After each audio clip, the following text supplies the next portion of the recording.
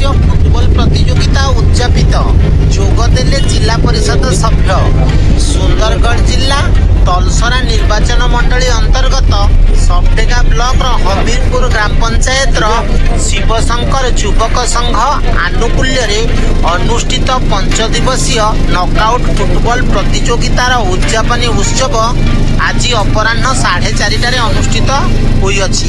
एही tournament final खेल remiss club टंकुड़ा एवं लीजेंड स्टार करमडीह मध्य अनुष्ठित होइथिला।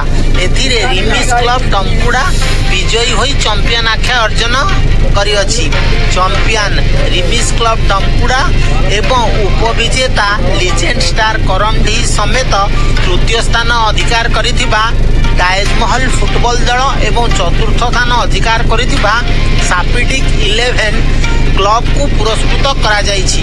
उद्यापनी उत्सव में मुख्य अतिथि भावे जिला परिषद सभ्य अम्य कुमार प्रधान अंशग्रहण करी क्रीड़ा प्रेमी मानक उत्साहित करने सह चैंपियन एवं उपविजेता दल को पुरस्कृत करथिले। उक्त कार्यक्रम में सम्मानित अतिथि भावे स्थानीय सरपंच दीपांजलि भोई, प्रधान शिक्षक सुंदर प्रकाश चौधरी, शिक्षक सुरेश चंद्र पुरसेट, वार्ड सभ्य दुर्लभी धरुआ प्रमुख अंशग्रहण करथिले। रमेश माझी एवं दीपक कुमार नायक, अजय साहू रेफरी दायित्व तुलैथिबा बेले आयोजक क्लब सभापति अवनी माझी, संपादक दीपक नायक, सदस्य अनादि षंढ, गणेश साहू, समीर साहू प्रमुख टूर्नामेंट परिचालन में सक्रिय भूमिका ग्रहण करथिले।